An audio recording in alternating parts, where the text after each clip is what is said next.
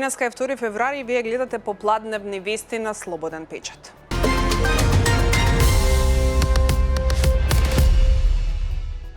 Мозоци непочинати македонци со психијатриска диагноза, како чекиран багаж, биле транспортирани на комерцијални летови во САД и Канада за медицински истражувања.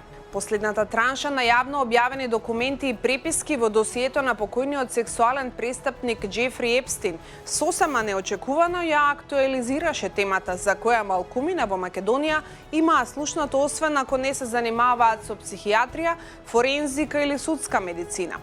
Во купот објавени мејлови, фотографии и фајлови поврзани со Џефри Епстин заскита и едно истражување на Bloomberg Business Week кое за пошироката јавност во Македонија предизвика шок и измешани реакции. Во новинарското истражување се тврди дека Универзитетот Колумбија во САД работел на колекционирање човечки мозоци од починати луѓе за научно истражување, меѓу другото и за депресија и за самоубиства. Во текстот пишува дека дел од овие мозоци од починати луѓе доаѓале и од Македонија.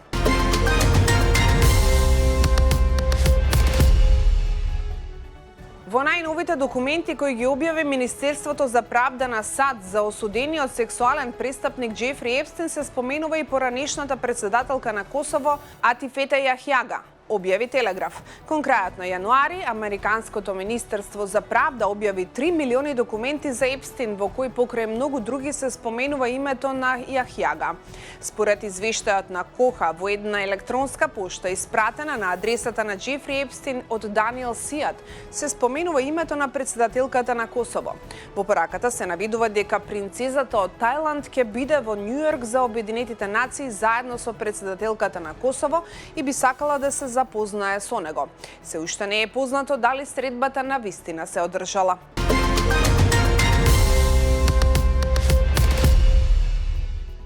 Одлуката на обвинителството за гонење на организиран криминал и корупција, дел од полицајците да не ги гони за директна поврзаност со смртта на 63 млади луѓе, стана аргумент плюс за адвокатите на дел од обвинетите во судскиот процес, што е веќе во тек за Кочанската трагедија, во која што сите 35 обвинети се гонат за тешки дела против општата сигурност во врска со ставот предизвикување на општа опасност со предизвикување на смртни последици, односно дека обвинети се виновни за смртта на младите.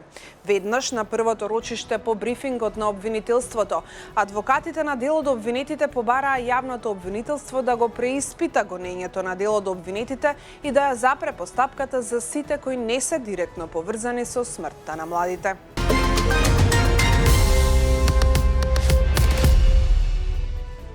Судскиот совет ги проверува наводите за нестручно и несовесно работење на судијата Ѓоко Ристов, откако до нив стигнала анонимна представка која наводно била од судски соработници и советници кои постапувале со судијата кој заврши во куќен притвор, откако во домот на неговите родители беа најдени задзидани 350.000 евра.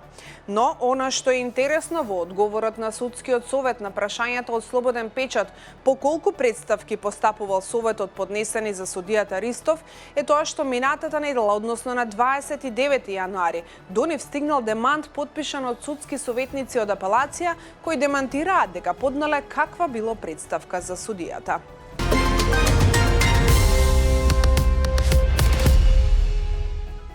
Центарот за истражување и информирање за животна средина Екосвест во Скопје испрати отворено писмо до премиерот Христијан Мицкоски, изразувајќи загриженост за можното реактивирање на проектот за хидроцентралата Бошков мост. Пред околу 2 недели премиерот Мицкоски најави заживување на можеби заборавените енергетски проекти како хидроцентралите Чебрен, Галиште и Бошков мост поради растот на потребите за струја. Од Центарот посочуваат дека проектот е во спротивност со националните закони, меѓународните обврски и современите еколошки стандарди и представува директен и сериозен ризик за интегритетот на Националниот парк Маврово.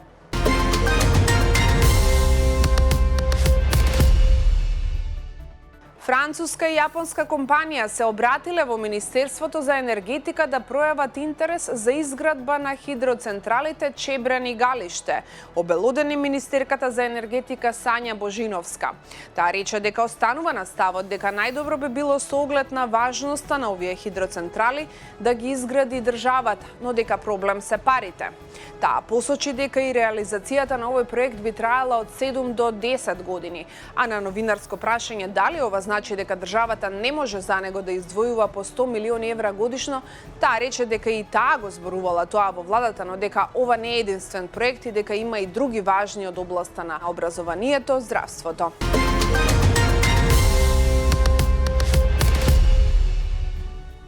Второто големо судење на Мета за 2026 година за наводна злоупотреба на деца започнува денес.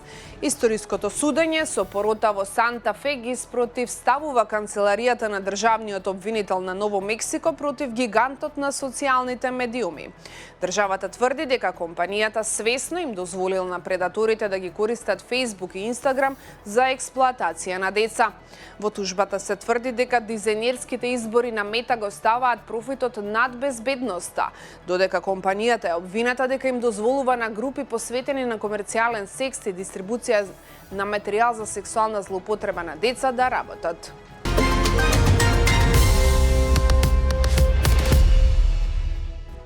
Украинскиот претседател Володомир Зеленски денес изјави дека екипите за поправка целосно го вратиле електроенергетскиот систем во состојбата во која бил пред техничкиот дефект, што се случи пред 2 дена, и дека системот работи стабилно.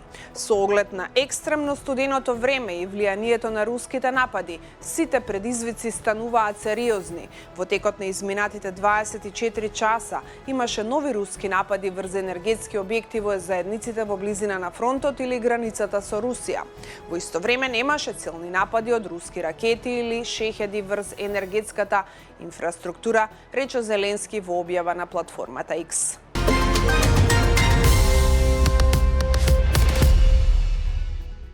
Граничниот премин Рафак меѓу Газа и Египет е повторно отворен денеска за ограничен сообраќај, што е клучен чекор во време кога се продолжува со примирието меѓу Израел и Хамас, соопштија египетски и израелски безбедносни представници. Египетски официјален представник изјави дека 50 палестинци ќе преминат во двата правци на првиот ден од операцијата.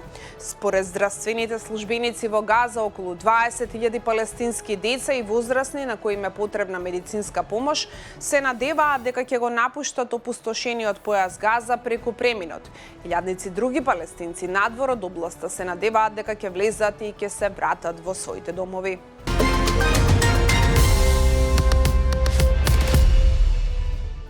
Најмалку 145 лица се убиени во серија напади и антитерористички операции во пакистанската покрајна Белуџистан, соопштија државните власти еден ден откако во координирани самоубиствени и вооружени напади загинаат 33 лица, претежно цивили.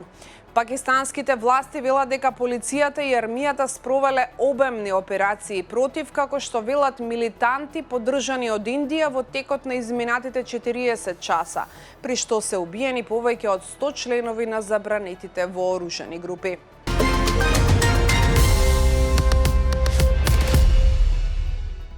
Во необично јавно појавување за актуелен политички лидер, ерменскиот премиер Никол Пашињан се качи на сцената во Ереван за да свири тапани на концерт што го организираше со својот бенд, привлекувајќи го вниманието и на јавноста и на медиумите. На настанот одржан во ерменскиот главен град, Пашињан прв пат јавно се појави како музичар пред големата публика. Концертот беше најавен однапред, а влезот беше дозволен само по онлайн регистрација, што укажува на организиран интерес и контролирано присуство. Ова беа попладневните вести на Слободен печат. Се што е ново кај нас и во светот дознавате од нашиот интернет портал slobodенpečat.mk. Пријатно!